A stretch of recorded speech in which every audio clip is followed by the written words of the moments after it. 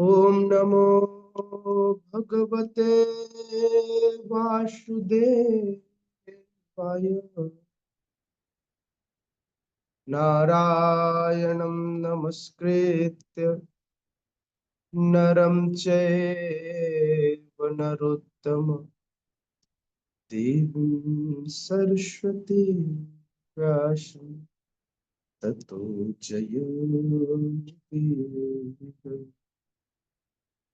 नष्टप्रायेषु अभद्रेषु नित्यं भागवत सेवया भगवती उत्तम श्लोके भक्तिर्भवती नैष्ठिकी। कृष्णाय वासुदेवाय देवकी नंदनाय च नंदगोपकुमाराय गोविन्दाय नमो। ॐ अज्ञानतिमिरन्धस्य ज्ञानञ्जनशलाकया चक्षुरुन्मीलितं येन तस्मै श्रीगुरवे नमः। श्रीचैतन्यमनोभीष्टं स्थापितं येन भूतले स्वयं रूपः कदा मह्यं ददाति स्वपदान्तिकम्। वन्देऽहं श्रीगुरुः श्रीयुतपदकमलं श्रीगुरुन् वैष्णवांश्च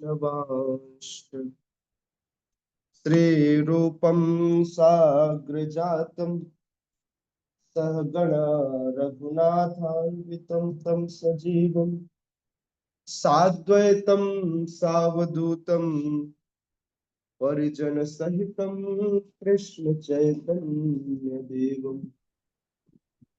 श्रीराधा कृष्णपादान् सहगणललिता श्रीविशाखान्वितांश्च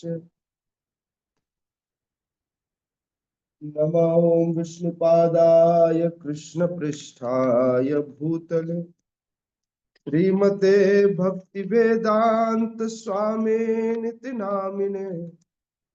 नमस्ते सारस्वती देवे गौरवाणी प्रचारिणे निर्विशेष शून्यवादी पाश्चात्य देश तारिणे। नमो महावदान्याय कृष्ण प्रेम प्रदायते कृष्णाय कृष्ण चैतन्य नामिने गौरत्विषे नमः।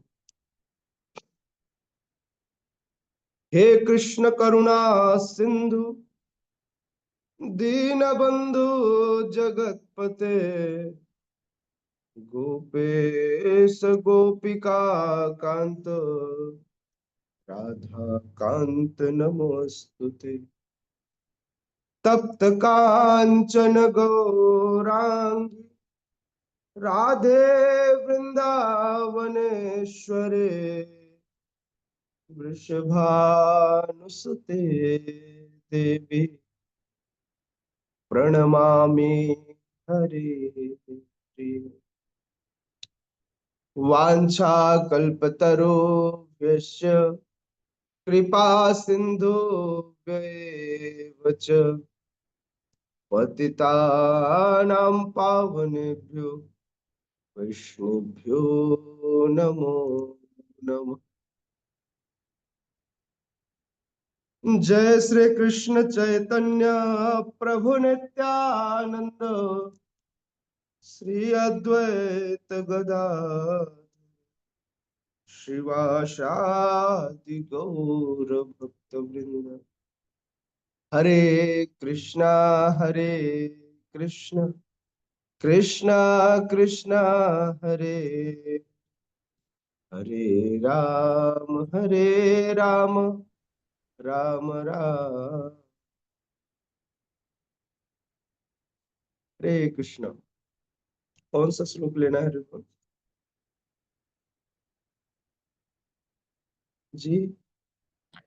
प्रभु जी 27। 27, okay.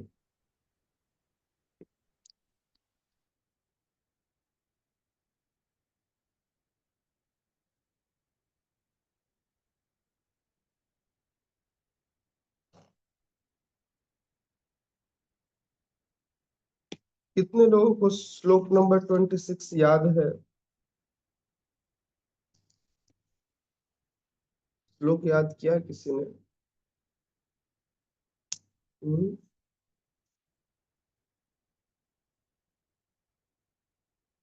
Yes, Gautam Buddha Prabhu, please सुनाइए।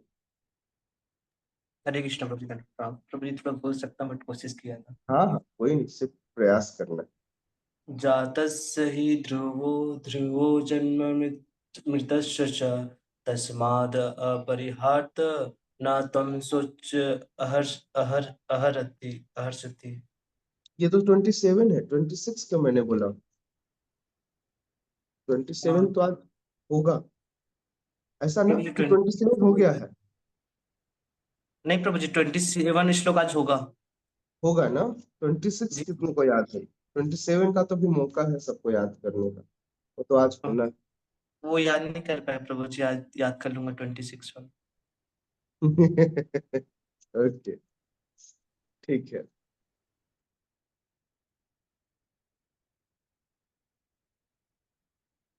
जातस्य हि ध्रुवो मृत्युः, ध्रुवं जन्म मृतस्य च, तस्माद् परिहार्यार्थे न त्वं शोचितुमर्हसि। जातस्य हि ध्रुवो मृत्युः,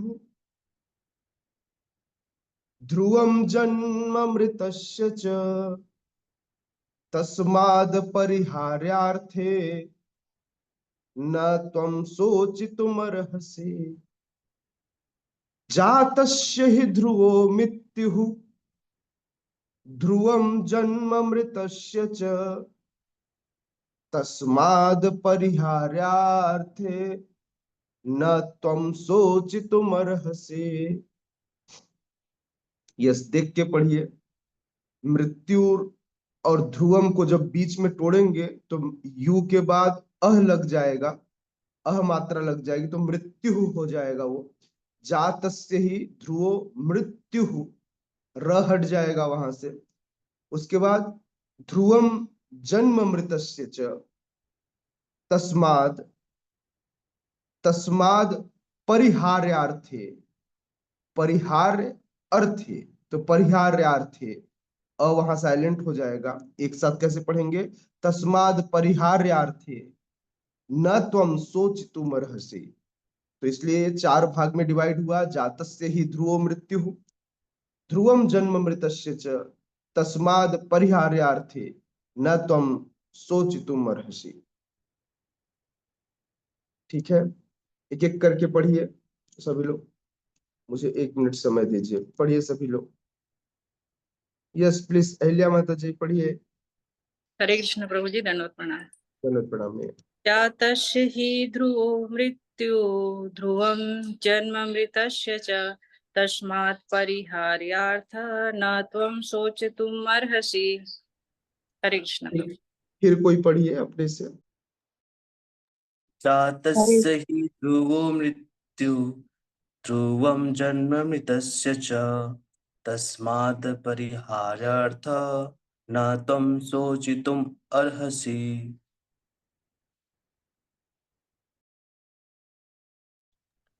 जी पूर्णचंद्रमा माता जी आप पढ़िए। हरे कृष्ण प्रभु जी, दंडवत प्रणाम। जातस्य हि ध्रुवो मृत्यु, ध्रुवं जन्म मृतस्य च, तस्मात् परिहार्यार्थो न त्वां शोचति महर्षसि। जी गीता सखी देवी माता जी। हरे कृष्ण प्रभु जी, दंडवत प्रणाम। जातस्य ध्रुवो मृत्यु, ध्रुवं जन्म मृतस्य च, तस्मात् परिहार्यर्थे न त्वं शोचितुमर्हसि।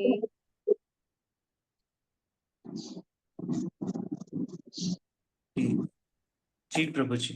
हरे कृष्ण प्रभु जी। जातस्य हि ध्रुवो मृत्युः ध्रुवं जन्म मृतस्य च तस्मात् परिहार्यर्थे न त्वं शोचितुम् अर्हसि।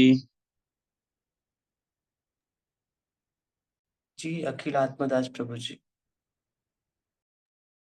जातस्य हि ध्रुवं मृतस्व च तस्मात् परिहारार्थे नातं शोचितुमर्हसि। जी निखिल सिन्हा प्रभु जी।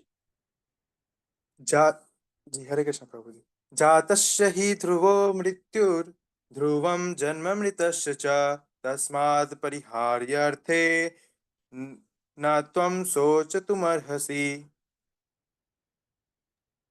जी माता जी।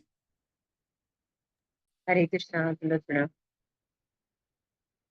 जातस्य हि ध्रुवो मृत्यु ध्रुवं जन्म मृतस्य च तस्माद् परिहार्यर्थे न त्वं शोचितुमर्हसि। हरे कृष्ण। और कोई? जी हिना सिन्हा माता जी। जातस्य हि ध्रुवो मृत्यु ध्रुवं जन्म मृतस्य च तस्मात् परिहारार्थे न त्वं शोचितुमर्हसि। हरि बोल। और कोई पढ़ेंगे? सुरेश प्रभु जी, राधिका गौरांगी देवीदासी माता जी, निकिता माता जी।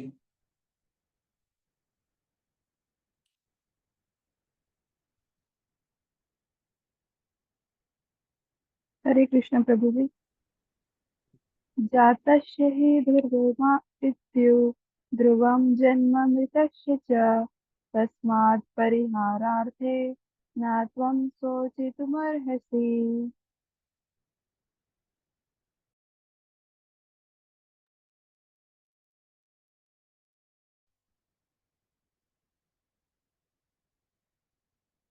माता जी अभी प्रभु जी आ रहे हैं, बोल रहे हैं थोड़ी देर में, तो अभी और पढ़ें इसको। प्रभु जी की आधे तक हम तात्पर्य पढ़ लेते हैं। हाँ, शब्दार्थ अनुवाद और तात्पर्य तीनों पढ़िए एक साथ। जी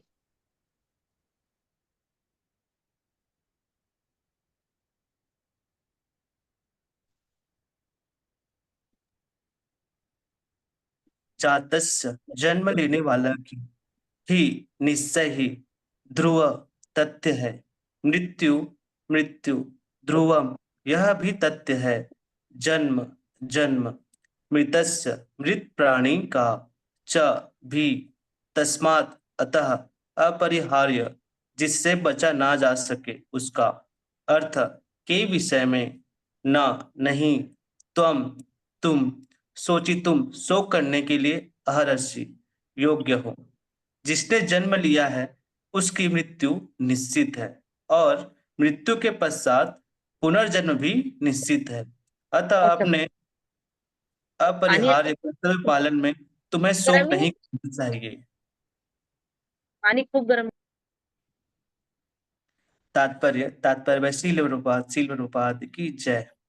मनुष्य को अपने कर्मों के अनुसार जन्म ग्रहण करना होता है और एक कर्म अवधि समाप्त होने पर उसे मरना होता है जिससे वह दूसरा जन्म ले सके। इस प्रकार मुक्ति प्राप्त किए बिना ही जन्म मृत्यु का यह चक्र चलता रहता है। जन्म मरण के इस चक्र से वृथा हत्या व तथा युद्ध का समर्थन नहीं होता, किंतु मानव समाज में शांति तथा व्यवस्था बनाए रखने के लिए हिंसा तथा युद्ध अपरिहार्य है। कुरुक्षेत्र का युद्ध भगवान की इच्छा होने के कारण अपरिहार्य था और सत्य के लिए युद्ध करना क्षत्रिय का धर्म है। अतः अपने कर्तव्य का पालन करते हुए वह स्वजनों की मृत्यु से भयभीत या शोकाकुल क्यों था? वह विधि कानून को भंग नहीं करना चाहता था, क्योंकि ऐसा करने पर उसे उन पापों के फल भोगने पड़ेंगे जिनसे वह अत्यंत भयभीत था। अपने कर्तव्य का पालन करते हुए वह सज्जनों की मृत्यु को रोक नहीं सकता था, और यदि वह अनुचित कर्तव्य पथ का चुनाव करे तो उसे नीचे गिरना होगा।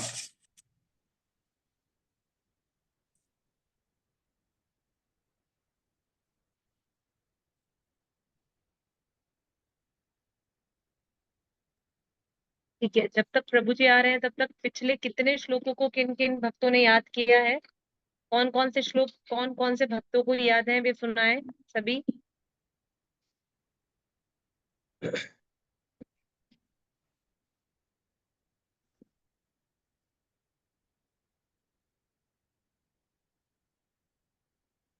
मतलब किसी ने भी कुछ भी याद नहीं किया है? पहले अध्याय का पहला श्लोक किसको याद है?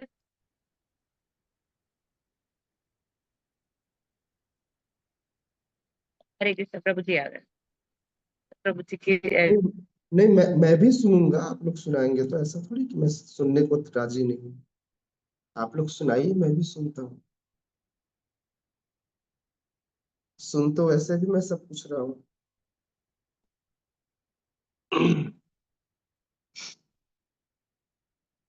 तो यह जो श्लोक 27 है, यह श्लोक 27 पूरी भगवत गीता में मैंने बताया था कि यह जो सेकेंड चैप्टर है, यह सेकेंड चैप्टर अलग अलग पड़ावों से होकर गुजरता है, और श्लोक नंबर 27 जिस पड़ाव से होकर गुजरता है, मैंने बताया था आपको कि श्लोक नंबर 11 से लेकर 30 तक यह सारे श्लोक आत्मा के विज्ञान को दिखाता है, शरीर और आत्मा के विश्लेषण को दिखाता है।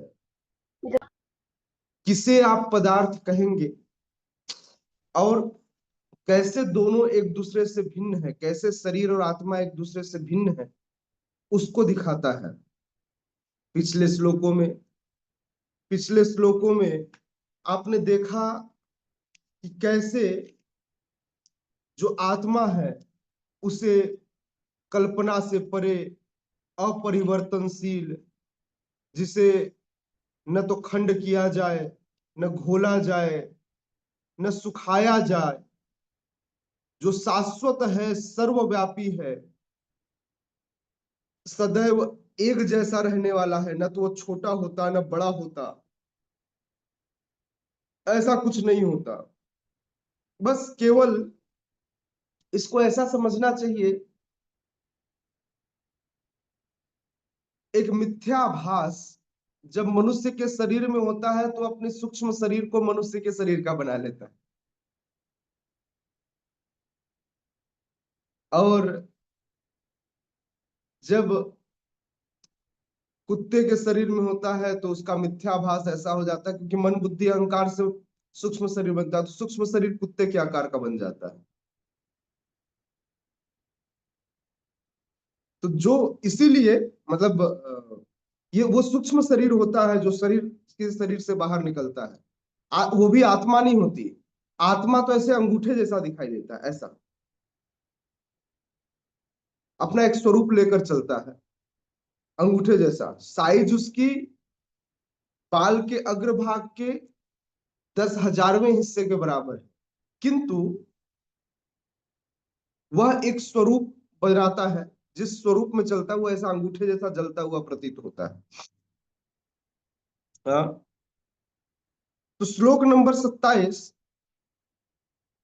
पिछले जो 3 श्लोकों से आप पढ़ते आ रहे थे, कैसा है आत्मा, आत्मा के लक्षण क्या है, उन लक्षणों को हमारे सामने प्रेषित कर रहा है श्लोक नंबर 27, जिसमें पिछले श्लोक में भगवान कहते हैं, अर्जुन यदि तुम सोचते हो कि आत्मा सदा जन्म लेता है और सदा मरता है, अगर ऐसा भी है, अगर तुम्हारे शोक का कारण है कि ये मर जाएगा, अगर मरकर कोई जिंदा हो जा रहा है तो परेशानी क्या है? अगर कोई आत्मा मर जाए और पुनः जिंदा हो जाए, मैं कल कह रहा था ना कि कोई व्यक्ति रात को सोए और सुबह उठ जाए, बोले ऐसी स्थिति में भी शोक करने की आवश्यकता है नहीं। अगर आत्मा भी मर रहा है और पुनः जीवित हो जा रहा है, तो भगवान बताते हैं अर्जुन को एक सत्य, और अर्जुन को एक सत्य बताकर भगवान कहते हैं, हे अर्जुन, यदि आपको ऐसा लग रहा है कि आत्मा हमेशा जन्म लेगी और हमेशा के लिए मर जाती है, तो भी शोक का कोई कारण नहीं है। हे महाबाहु, जातस्य ही ध्रुवो मृत्यु।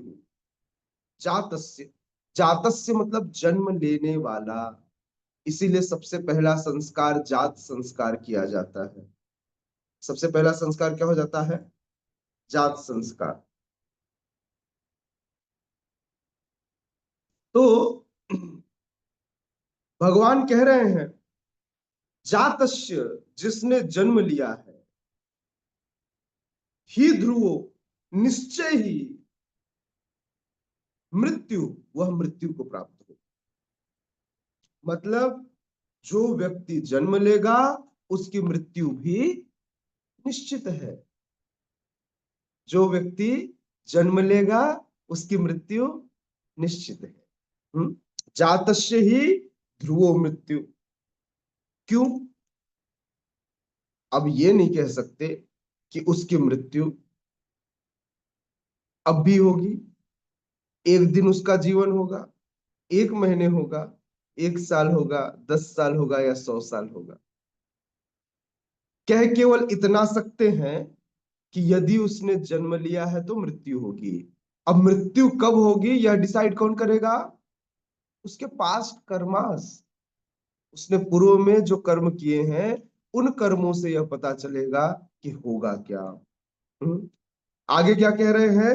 दूसरा भाग, ध्रुवम जन्म मृतस्य च।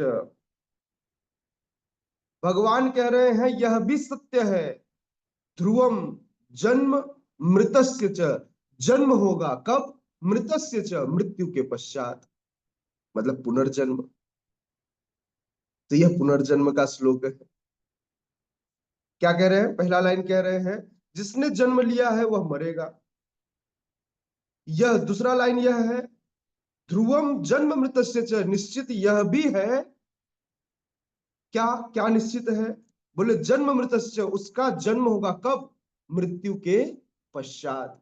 मतलब कोई भी व्यक्ति हमेशा मरा नहीं रहने वाला। यह दूसरा लाइन है। आगे कह रहे हैं तस्माद परिहार्यार्थे, तस्माद, तस्माद परिहार्यार्थे, अतः, तस्माद अतः, अपरिहार्यार्थे। अपरिहार्य, अपरिहार्य मतलब जिससे बचा नहीं जा सकता। किससे नहीं बचा जा सकता? अर्थ है, किससे नहीं बचा जा सकता? तो कहते हैं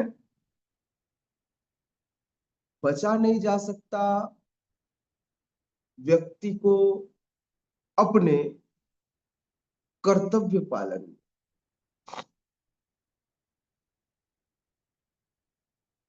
व्यक्ति किससे नहीं बच सकता? जैसे शरीर को भूख लगती है तो इंद्रियां कार्य करती है, उनकी जिम्मेदारी है। एक्सेप्शनल केस हटा देते हैं कि कोई योगी हो, कोई ध्यानी हो, वो एक अलग बात है। तस्माद परिहार्यार्थे,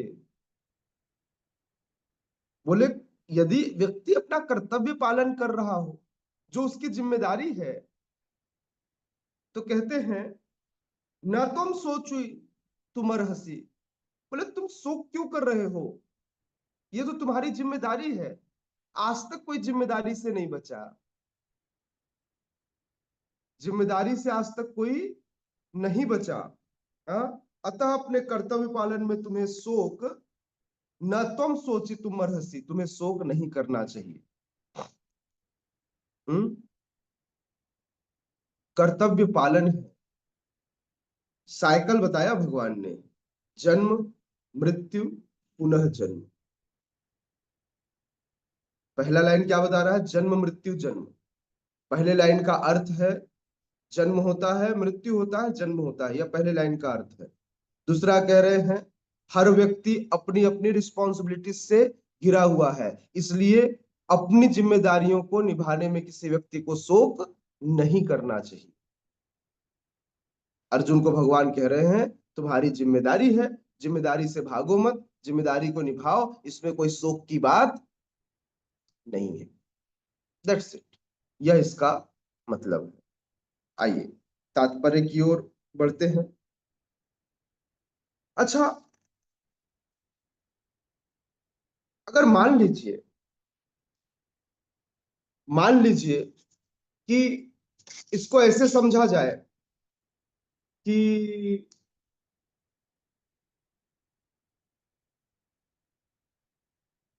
अगर अर्जुन अपने कर्तव्य पालन न करे, युद्ध न करे, तो क्या जिन स्वजनों के लिए वह बहुत बहुत कष्ट में है, बहुत दर्द में है, या ऐसा सोच रहा है कि मैं इन्हें कैसे मारूं, ये तो मेरे दादा हैं, ये मेरे गुरु हैं, ये मेरे बहनोई हैं, ये मेरा भाई है,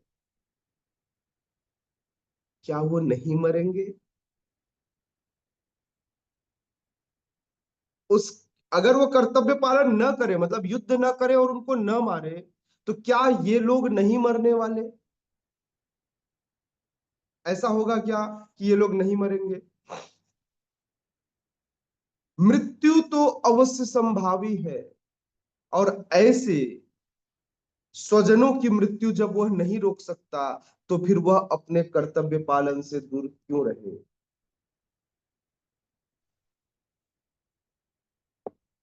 व्यक्ति भूल जाता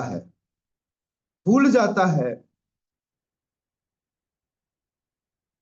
कि भगवान ने उसे इस कर्म के चक्र में बुनकर भेजा है, और कर्म चक्र लागू सभी के लिए होगा। इसलिए हर व्यक्ति को अपना कर्तव्य पालन करना चाहिए।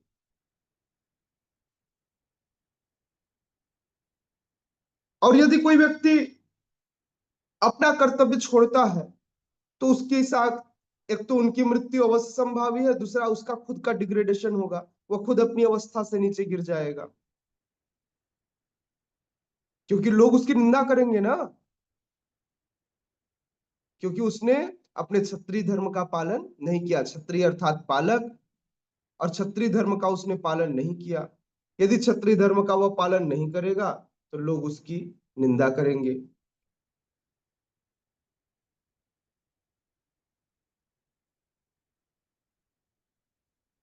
अच्छा, कोई जन्म का मतलब बताएगा? जन्म अर्थात क्या? कोई भी, एनीवन?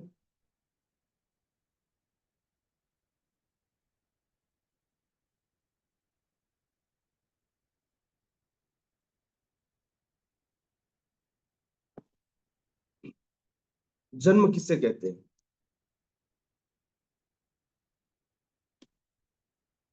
चलिए मैं बताता हूं। जन्म अर्थात शरीर का, इंद्रियों का आत्मा के साथ संयोजन जन्म कहलाता है। जब एक शरीर में आत्मा संयोजित हो जाती है, तो उसे जन्म कहते हैं। किसी भी पूर्व में आत्मा के साथ कोई इंद्रियां नहीं होती। इंद्रियों पूर्व में जो अनुपस्थित इंद्रियां हैं। इंद्रियां मतलब ये इंद्रियां, हाथ पांव आंख कान नाक और एक शरीर, शरीर के साथ आत्मा का संयोजन होता है, दोनों मिल जाती हैं तो क्या हो जाता है, उसको जन्म कहते हैं। मतलब एक नया जन्म मिल गया। बच्चा कोख में आ जाता है, वो अलग बात है कि दिखता 9 महीने बाद है, लेकिन शरीर के साथ संयोजन होते हैं, वहां इंद्रियों का निर्माण होता है और इस तरह से निर्माण होकर वह कोख से, पेट से, मां के गर्भ से बाहर आ जाता है। तो फिर मृत्यु किसको कहते हैं, अब बताइए। लॉजिकल प्रश्न पूछ रहा हूं। जन्म मैंने बताया, बताइए मृत्यु किसको कहते हैं।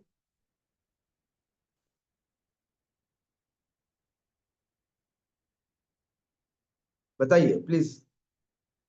हरे कृष्ण प्रभु जी। प्रभु जी, जब इंद्रिया काम नहीं करना बंद कर देते हैं सारी इंद्रिया। Yes, thank you. Anyone else? लिखा आप हरे लोगों कृष्ण ने? प्रभु यस, हाँ रोहिनंदन प्रभु प्लीज। आपने प्रभु जी जन्म जैसे इसमें लिखा, आप आपने, सबने जन्म लिखा ना आपने? मैंने क्या बोला, क्या बोला प्रभु जी मैंने जैसे जन्म आपने, के बारे में? यस प्रभु, जैसे आपने बताया कि शरीर या इंद्रियों का आत्मा का संयोजन को जन्म कहते हैं, तो शरीर हाँ या इंद्रियों का आत्मा से जो संयोजन नहीं होता, मतलब वो जो हट अलग हो जाता है, तो उसको मृत्यु बोलते हैं। एग्जैक्टली। इंद्रियों का, शरीर का आत्मा के साथ वियोजन मृत्यु कहलाता है ना। परिभाषा बहुत, जब भी डेफिनेशन देना तो बहुत सटीक देना चाहिए हमको। मतलब डेफिनेशन ऐसा लगना चाहिए, हाँ यार। अब हम लोग पहले पढ़ते थे ना, क्या पढ़ते थे, काव्य की शोभा बढ़ाने वाले तत्व को अलंकार कहते हैं, काव्य की शोभा बढ़ाने वाले तत्व को अलंकार कहते हैं। हम लोग याद करते थे ना, कुछ भी नहीं बताते थे। प्रभु जी ये देखो, गले में जो दिख रहा है ना माला, ये अलंकार है। काव्य में देखिए जो शब्द है ना, हाँ, जिससे काव्य बड़ा अच्छा प्रस्तुत किया जाता है, बहुत अच्छे ढंग से प्रस्तुत किया जाता है सामने में, इसको अलंकार कहते हैं। ऐसे नहीं बताते थे, क्या बताते थे, एग्जैक्ट वर्ड बताते थे, है ना। तो इसी तरह से क्या बता रहे हैं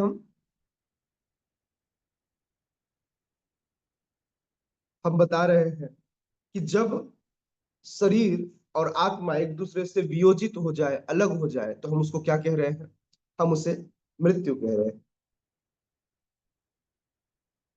तो जातस्य पहला शब्द है जन्म लेने वाला, दूसरा शब्द है जातस्य ही ध्रुव मृत्यु, दूसरा मृत्यु। तो जन्म और मृत्यु की हमने परिभाषा दी। अब बताइए जन्म और मृत्यु होता कैसे।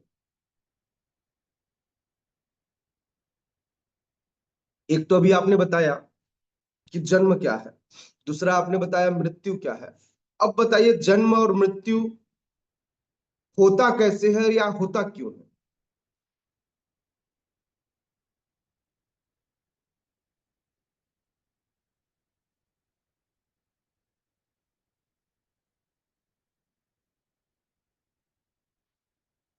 जन्म और मृत्यु का कारण है कर्म।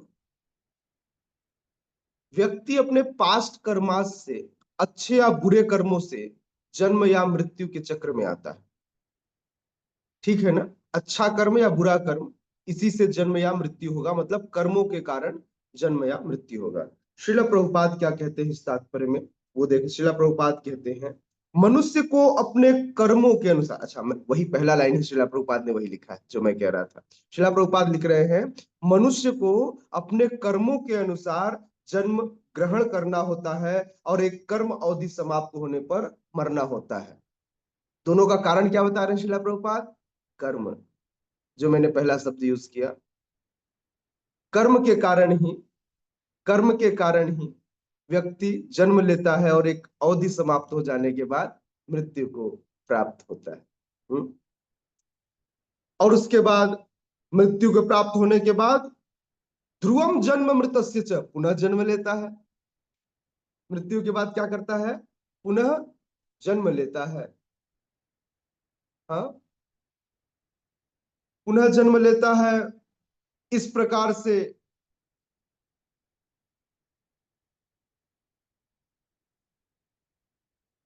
जन्म मृत्यु का चक्र चलता रहता है।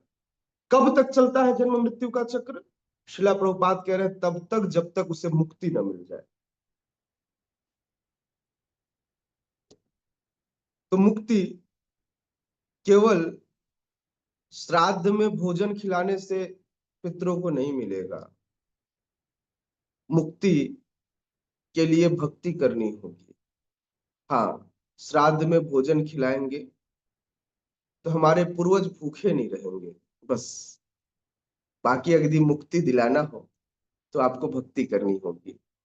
सबसे अच्छी बात है, यदि श्राद्ध में आप भगवान का उच्छिष्ट खिलाएंगे तो हो सकता है मुक्ति हो जाए, वो भक्ति का प्रताप हो। तो मुक्ति यूं ही नहीं मिलेगी। मुक्ति यदि अपने पूर्वजों को देना हो तो क्या करना होगा? मुझे भक्ति करना होगा।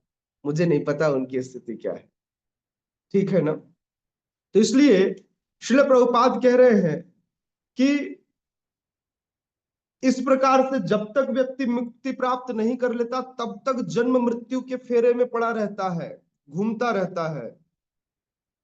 और जन्म मृत्यु के चक्र में क्या होता है? क्या होता है जन्म से मृत्यु के बीच में? देहिनो अस्मिन् यथा देहे कौमारम यौवनम जरा तथा देहांतर प्राप्ति। मरने के बाद अब नया शरीर मिलेगा। उससे पहले क्या क्या हुआ? उससे पहले क्या हुआ? जन्म और मृत्यु के बीच में बुढ़ापा हर क्षण आता रहा, बढ़ता रहा, ग्रास करता रहा। जैसे अजगर के मुख में कोई जाकर फंस जाए तो अजगर इकट्ठे ही नहीं निकलता है, क्या करता है? बहुत धीरे धीरे खींचता है उसको अंदर। पता आप लोग को अजगर कैसे निकलता है? बताइए, किसी ने पढ़ा हो, देखा हो? रविनंदन प्रभु, अजगर कैसे निकलता है?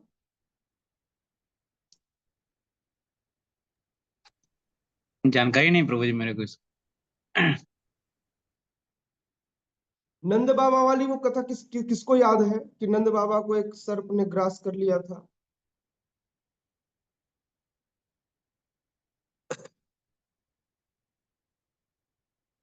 नहीं पता आप लोग को?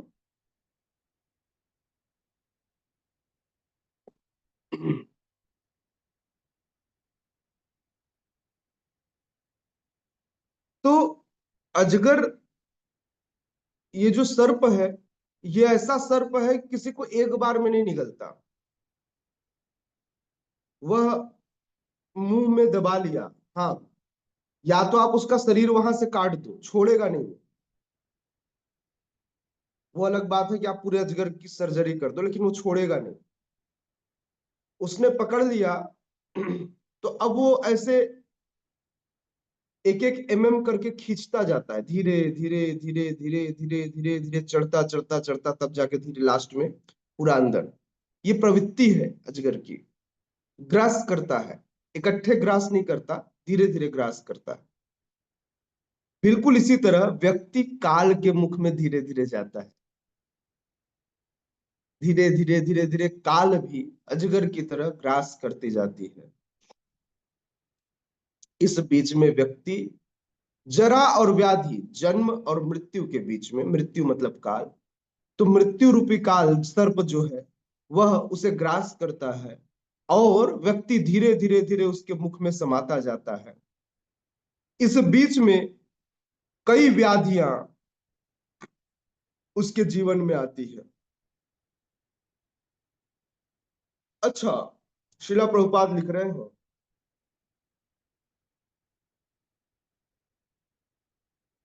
कि अगर जन्म मृत्यु के बीच में अनायास ही किसी की वध कर देना, किसी का हत्या कर देना या युद्ध करना, ये अच्छी बात नहीं है। बोले प्रभु जी मजा आता है। जैसे एक व्याध था, शिकारी था, उसे ना, आपने कथा सुनी होगी ना नारद मुनि और एक शिकारी की, व्याध की। तो उसे ना जीवों को मारने में मजा आता था। वो आधा मारकर छोड़ देता था, जीव तड़पते थे तो उसको आनंद आता था। तो जीवन इसलिए नहीं है कि व्यक्ति जबरदस्ती ही किसी से लड़ाई मोल ले ले, बोले यार आज दिन नहीं कट रहा है, चलो कहीं लड़के आते हैं। तो युद्ध, लड़ाई, व्यथा ही किसी से पंगा लेने का कार्य नहीं है। बोले आज दिन नहीं कट रहा है, एक आध दो को निपटा के आते हैं, चलिए अखिलात्मा प्रभु किसी को निपटा के आते हैं। तो समय वो नहीं है कि व्यक्ति अपना समय इस तरह से बर्बाद करे। किंतु यदि सामाजिक व्यवस्था बनानी हो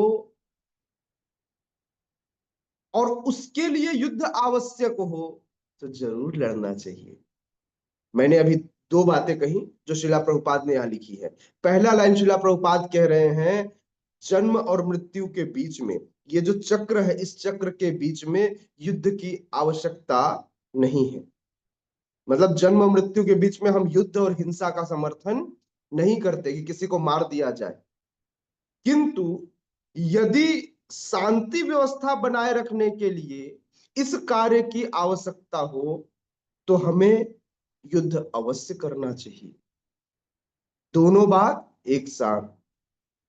कई बार लोग अपने कर्तव्य पालन से दूर हटते हैं। प्रभु जी मैं कैसे ऐसा करूंगा, मैं तो वैष्णव हूं ना। वैष्णवता के नाम पे ढोंग करते हैं लोग। प्रभु जी मैं ऐसा कैसे बोलूं, मैं तो शिष्य हूं ना। तो सबसे पहले शिष्य का कर्तव्य जान लीजिए।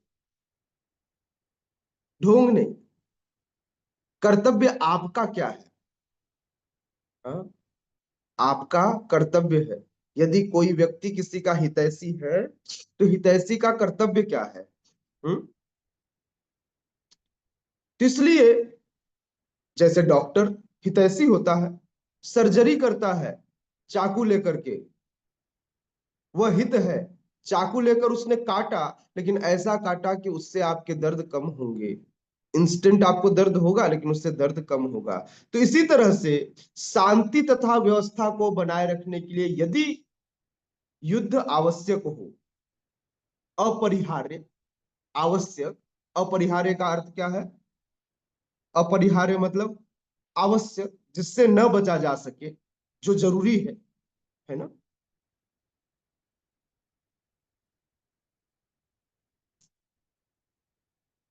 कुरुक्षेत्र का युद्ध भगवान की इच्छा थी। क्यों इच्छा थी। बोले भगवान को आनंद लेना था, बहुत दिन से भगवान ने युद्ध देखा नहीं था। नहीं, क्यों भगवान की इच्छा थी बताइए। क्यों भगवान की इच्छा थी युद्ध, कुरुक्षेत्र का युद्ध। ब्रज कुमार प्रभु बताइए, क्यों चाहते थे भगवान की युद्ध हो।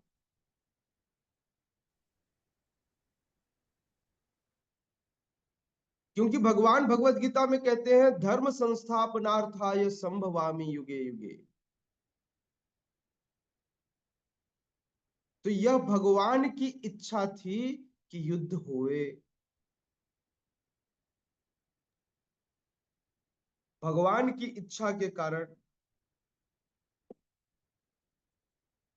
युद्ध, अगर अर्जुन नहीं भी लड़ता तो भी होता। क्योंकि भगवान फिक्स कर चुके थे सबको निपटाना। इसलिए अर्जुन को कहते हैं अर्जुन ये सब मारे जा चुके, श्रेय लेना हो तो आगे बढ़ो, नहीं तो मैं किसी और को यहां लाके खड़ा कर लूंगा, कोई परेशानी नहीं है। तो युद्ध तो अपरिहार्य था, मतलब जिसे टाला नहीं जा सकता था। समझ में आ रहा है मैं क्या कह रहा हूं। युद्ध तो होता, इसे टाल नहीं सकते थे। अर्जुन लड़े या अर्जुन न लड़े। और फिर हर व्यक्ति को अपने अपने धर्म का पालन करना चाहिए। ब्राह्मण हो तो ब्राह्मण के धर्म का पालन करो, क्षत्रिय हो तो क्षत्रिय धर्म का पालन करो, वैश्य हो तो वैश्य धर्म का पालन करो, और यदि आप शूद्र हो तो शूद्र धर्म का आपको पालन करना चाहिए। इस प्रकार से हर व्यक्ति को अपने अपने अपने अपने कर्तव्यों का पालन करना चाहिए।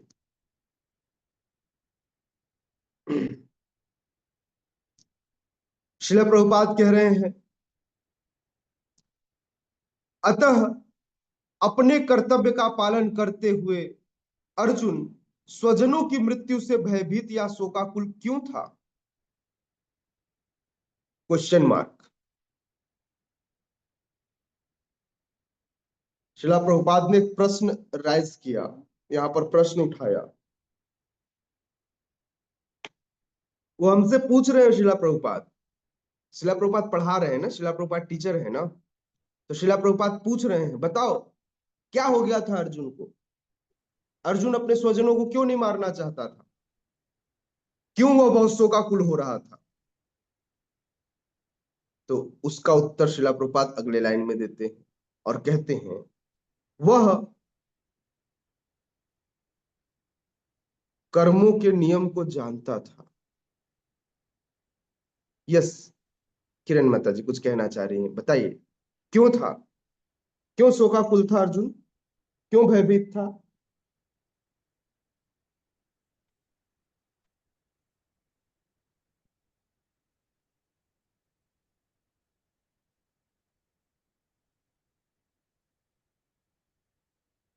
ठीक है,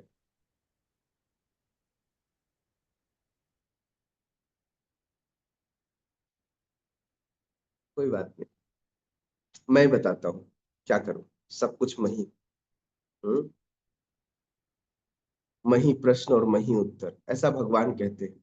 भगवान का अंश होने के नाते मही प्रश्न पूछ रहा हूं, अब मही उत्तर देता हूं, है ना। क्योंकि अर्जुन जानता था कि कर्म का नियम लागू होगा। अर्जुन जानता था कि ऐसा करने पर, किसी की हत्या करने पर, गलत तरीके से किसी को मारने पर कर्म के नियम लागू होंगे और बाद में उस कर्म का रिएक्शन, उस एक्शन का रिएक्शन आएगा और ऐसे पाप कर्मों के फल मुझे भोगने पड़ेंगे। और उन फलों के कारण वह बहुत भयभीत था।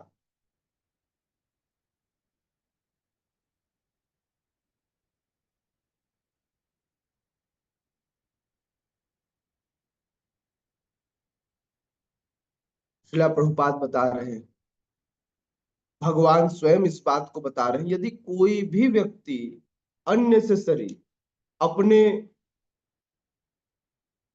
यदि कोई भी व्यक्ति अपने कर्तव्यों का पालन नहीं करता और उससे भागता है, तो बाद में उसको उसके दुष्परिणाम भोगने पड़ते हैं। समझ में आया? तो इसलिए हमें सदैव अपने कर्तव्य पालन में लगे रहना चाहिए। कभी भी हमें अपने कर्तव्य पालन से दूर नहीं होना चाहिए।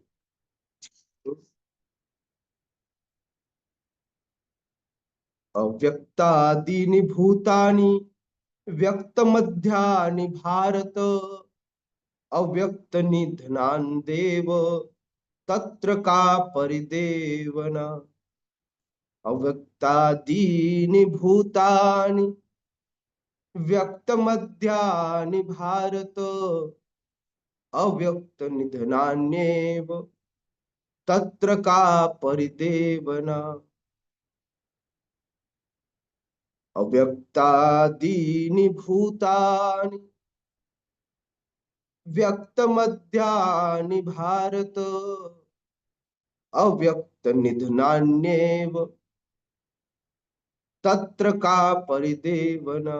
यह पहला टोन है पढ़ने का, दूसरे ट्यून में भी पढ़ सकते हैं। अव्यक्तादीनि भूतानि व्यक्तमध्यानि भारत अव्यक्त निधनान्येव तत्र का परिदेवना। ये दूसरे तरीके से पढ़ सकते हैं। अव्यक्तादीनि भूतानि व्यक्तमध्यानि भारत अव्यक्त निधनान्येव तत्र का परिदेवना। हाँ, फर्स्ट ट्यून क्या था, ऐसे पढ़ सकते हैं जैसे गीत गाया जाता है। अव्यक्तादीनि भूतानि व्यक्तमध्यानि भारत अव्यक्त निधनान्येव तत्र का परिदेवना। इस तरह से पढ़ा जा सकता। पहला वाला अभी जो मैंने पढ़ा ये सत्वगुण में था, दूसरा वाला जोर देकर पढ़ा जा रहा है, ये रजोगुण में। हाँ, तमोगुण में भगवत गीता के श्लोक नहीं पढ़े जाते कि हाथ में हथियार लेके गला वाला काटते हुए, ऐसा नहीं पढ़ा जाता है ना। तो क्योंकि दूसरा वाला जो ये पढ़ने का तरीका ना, अव्यक्तादीनि भूतानि, तो कहीं ना कहीं व्यक्ति को सीखने या सिखाने का प्रयास किया जा रहा है, आनंद कम है। लेकिन जो इसके अलावा जो दूसरा ट्यून मैंने बोला वो बड़े आनंदमय ट्यून है, ऐसा लग रहा है वो उसमें रमने का प्रयास कर रहा है। अव्यक्तादीनि भूतानि व्यक्तमध्यानि भारत अव्यक्त निधनान्येव तत्र का परिवेदना। मतलब आप समझ रहे हो, मैं इसमें बताने का प्रयास नहीं कर रहा हूं, ये आनंद लेने का प्रयास कर रहा हूं। सिर्फ पढ़ने पढ़ने के दो अलग अलग लहजों में हम अलग अलग कार्य कर रहे हैं। सही में एक में रजोगुण का आवेश है और एक पूर्णतः सत्वगुण में स्वयं को आनंद देने वाला है। ठीक है, प्लीज पढ़िए कोई।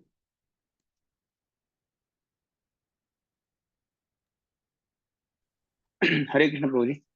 जी, अव्यक्तादीनि भूतानि व्यक्तमध्यानि भारत अव्यक्त निधनान्येव तत्र का परिदेवना।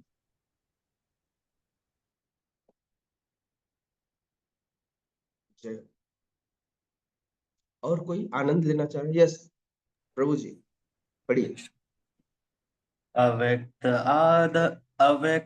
आदीनि भूतानि व्यक्तमध्यानि भारत अव्यक्त निधनानि एव तत्र का परिदेवना। हरी हरी जी, प्लीज माता जी। हरे कृष्ण प्रभु जी। अव्यक्तादिभूतानि व्यक्तमध्यानि भारत अव्यक्त निधनान्येव तत्र का परिदेवना। माता जी ने कहा प्रभु जी कुछ भी कह लो, मैं तो इसी फॉर्म में रहूं। ठीक है, यस। एनीवन और कोई आनंद लेना चाहता है? हरे कृष्ण प्रभु जी। हरे कृष्ण मैया। अव्यक्तादीनि भूतानि व्यक्तमध्यानि भारत व्यक्तानि धनान्येव तत्र का परिवेदना। जय हरे कृष्ण प्रभु जी, धन्यवाद प्रणाम। जी। अव्यक्तादीनि भूतानि व्यक्तमाध्यानि भारत अव्यक्तनिधनि अन्येनो तत्र का परिदेवना।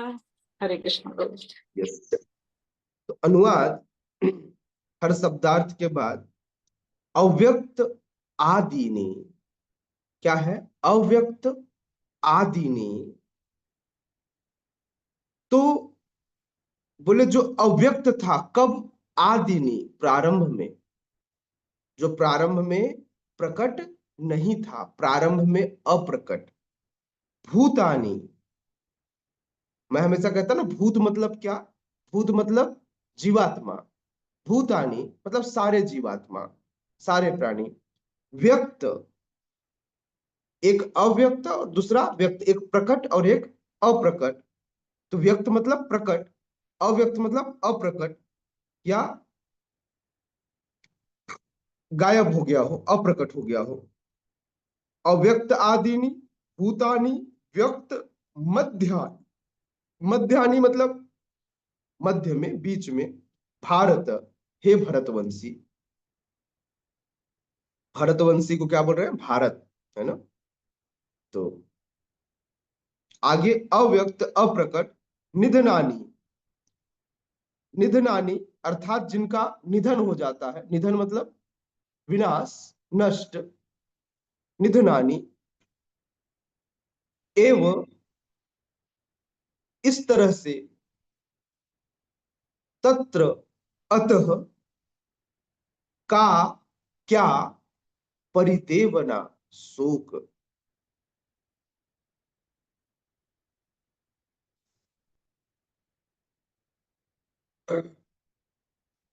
हम हमेशा कहते हैं ना कि जीवन में आज दुख है, कल सुख आएगा, फिर दुख होगा, फिर सुख आएगा। क्या इस सुख और दुख के द्वंद से व्यक्ति को प्रभावित होना चाहिए? भगवान यही कह रहे हैं, भगवान यही कह रहे हैं कि पहले व्यक्ति प्रकट होता है, फिर अप्रकट होता है और फिर प्रकट हो जाता है, जन्म लेता है, मरता है, फिर जन्म लेता है। तो फिर इस जन्म मृत्यु के लिए शोक क्यों करना? समझ रहे हैं इस श्लोक में क्या कह रहे हैं भगवान? भगवान कह रहे हैं कि सारे जीव जब सृष्टि की प्रारंभ हुई तो अव्यक्त थे, मध्य अवस्था आई तो व्यक्त हो गए, अंततः फिर से अव्यक्त हो जाएंगे। बोले क्या इस व्यक्त और अव्यक्त की श्रेणी में कहीं पर भी शोक करने की कोई आवश्यकता है? कहीं पर भी यह जरूरत है कि व्यक्ति शोक करे? अब इसको जन्म मृत्यु को ना दूसरे तरीके से सोचिए। ब्रह्मा जी के दिन के समय में सारे जीव जगे रहते हैं, ये इनके इन प्रकार, मतलब कुछ जीव कुछ मृत्यु के प्राप्त रहते तो कुछ आराम से दूसरी तरह से सोए रहते, लेकिन न चाहते हुए भी ये जीव ब्रह्मा जी के रात्रि के समय में सोना ही है, मजबूरी है। ब्रह्मा जी सोए तो सारा का सारा यह पृथ्वी जलमग्न हो जाता है, सारा का सारा पृथ्वी क्या हो जाता है? जलमग्न हो जाता है, और सारे जीव सो जाते हैं। मतलब इसमें आप कुछ कर नहीं सकते। कोई एक दिन का रहा हो तो भी, कोई एक घंटे का रहा हो तो भी, कोई एक सेकंड का रहा हो तो भी। पता था जन्म लेते ही ब्रह्मा जी का रात आया तो ब्रह्मा जी ने ऐसे पन्ना पलट दिया, बोले अभी बंद, अभी चैप्टर क्लोज, अभी मेरे सोने का समय है। तो सोने का समय है, अब सोने के समय में व्यक्ति क्या करता है? सो जाता है, और उसके बाद फिर उठता है तो नया सवेरा। तो सारे जीवों को फिर से खोल लिए, फिर से नई सृष्टि। अब जीव बोले नहीं नहीं ब्रह्मा जी, ये तो गड़बड़ हो गया मेरे साथ, आप ऐसा कैसे मेरे साथ कर सकते हो?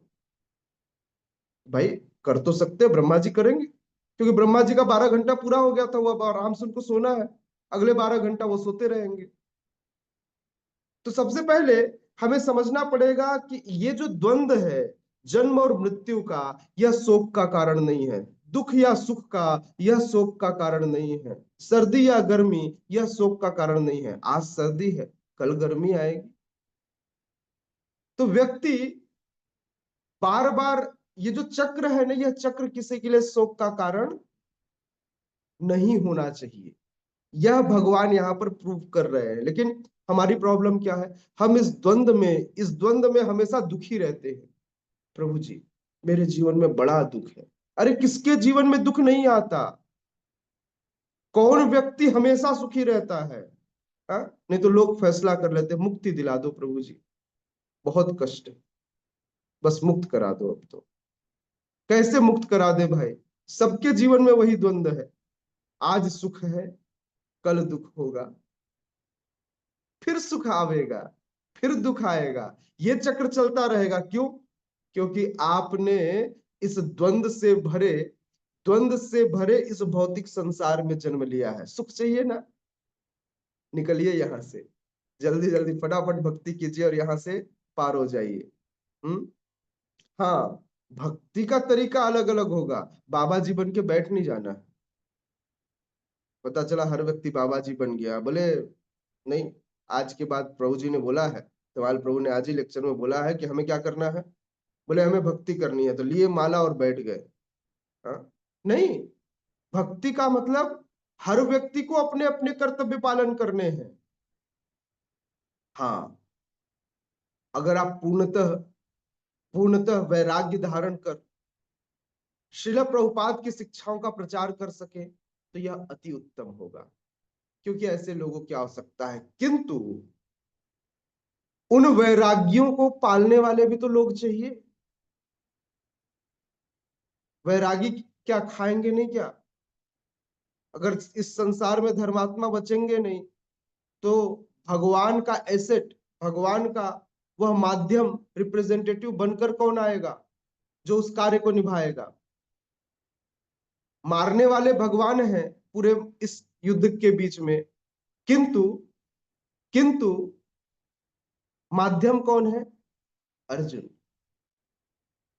बिल्कुल इसी तरह से इतने वैरागी हैं, इनको पालेंगे भगवान ही, लेकिन आपको माध्यम तो बनना पड़ेगा, और माध्यम बनने के लिए आपको वैसा कार्य करना होगा। इसलिए हर व्यक्ति को अपना, यदि कोई बिजनेसमैन है तो इतने अच्छे से बिजनेस करे कि भगवान की सेवा में, भगवान के इस प्रचार में खूब सहयोग करे। कोई डॉक्टर है तो उसे बहुत रिस्पॉन्सिबल डॉक्टर बनना चाहिए। यदि कोई व्यक्ति शिक्षक है, मतलब प्रचारक है, तो उसे बहुत रिस्पॉन्सिबल प्रचारक होना चाहिए, बहुत अच्छा शिक्षक होना चाहिए, ताकि वह अपनी शिक्षाओं से अनेकों जीवों का जीवन बदल सके। तो इसलिए यहां भगवान कह रहे हैं सारे जीव प्रारंभ में अव्यक्त रहते हैं, मध्य अवस्था में व्यक्त होते हैं और विनष्ट हो जाते हैं, पुनः अव्यक्त हो जाते हैं। इसलिए शोक की कोई आवश्यकता नहीं है। तो अर्जुन से बोलते हैं, अब बताओ अर्जुन, क्या शोक करना चाहिए? अर्जुन से प्रश्न कर रहे हैं भगवान, क्वेश्चन मार्क है। अतः शोक करने की क्या आवश्यकता? तो अर्जुन उत्तर क्या दे? तो अर्जुन उत्तर नहीं देगा। ठीक कह रहे हैं भगवान, आप अच्छा कह रहे हैं। सिर हिलाएगा, उत्तर कुछ नहीं देगा, बस सिर हिलाएगा। हाँ, आपकी बात तो ठीक है, लाइक दैट। ठीक है, तो आई थिंक समय हो गया है, नहीं तो बाद में मुझे सारे लोग मिलकर गालियां देते। तो इसका तात्पर्य कल के क्लास में आगे बढ़ाएंगे, है ना? किसी का कोई क्वेश्चन है तो क्वेश्चन ले लेंगे, एक आध क्वेश्चन।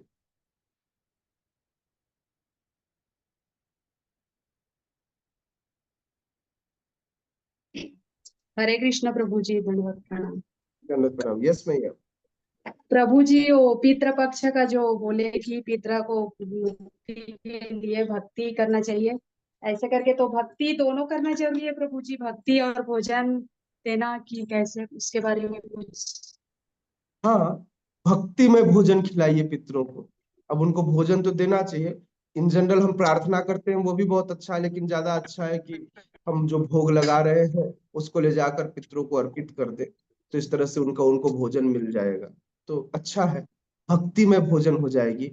लोग अपने घरों में पितृ में श्राद्ध करते हैं तो भोजन लेते हैं और ले जाके वो भोग दे देते हैं, तो उस भोजन से एक तो पहले से ही बेचारा अपने कर्मों के कारण पितृलोक में फंसे हुए हैं, अभी तक भगवत धाम नहीं गए, और आप भोजन दे रहे हो तो उनको और कर्म बंधन में डाल रहे हो। तो इसलिए ज्यादा अच्छा है भगवान का उच्चिष्ट दिया जाए, ताकि वे कर्म बंधनों से मुक्त हो पावे। आपकी भक्ति से आपके पितृ भी मुक्त हो जाएंगे।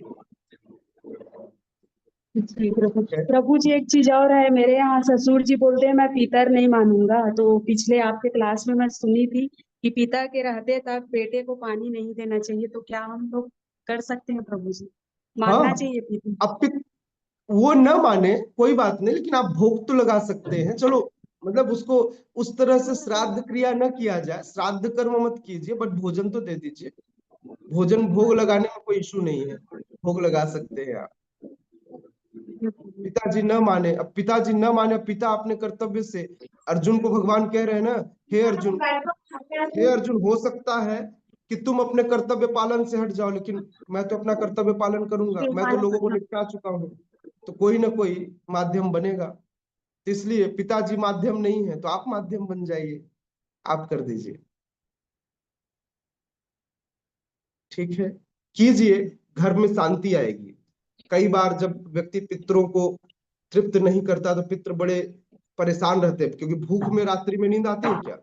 जब व्यक्ति को बहुत तेज भूख लगा हो तो रात को नींद आएगी क्या? नहीं आएगी। नींद नहीं आएगी तो क्या करेंगे? खुरापात करेंगे। तो पितर आके फिर खुरापात करते हैं, तो अगले 6 महीने आपका दिन बड़ा कष्ट में बीतता है। इसलिए उनको खिलाइए पिलाइए ताकि रात को चैन से सो जाए, क्योंकि उनका रात 6 महीने के बराबर है और दिन भी 6 महीने के बराबर है। तो दिन में खिला दीजिए ताकि रात को चैन से सो सके। नहीं खिलाएंगे तो भूखे रहेंगे, भूखे रहेंगे तो रात को जगेंगे, और रात को जगेंगे तो आपको जगाएंगे। इसलिए पितरों को खिला पिला के शांत कर दीजिए। ठीक है जी प्रभु जी, धन्यवाद प्रभु जी।